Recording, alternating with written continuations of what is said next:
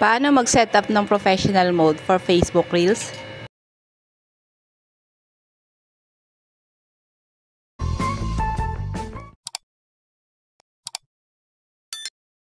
Hi mga kamare, paano nga ba mag-setup ng professional mode sa Facebook Reels?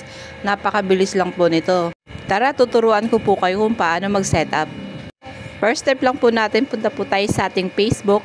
Punta po tayo sa ating profile. Pagkatapos po, pindutin lang po natin yung 3 dot na to sa gilid. Then, hanapin po natin yung turn on professional mode. Then, click po natin. Click lang po natin ulit itong turn on. Meron po ditong 3 step to set up our profile. Mamili po tayo kung anong category natin belong. Dito po, binili ko po yung digital creator.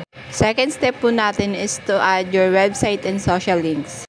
And the last one is create content. Heto na po mga kamare, makikita na po natin sa ating profile ang ating followers, ganoon din po ang ating mga pina-follow.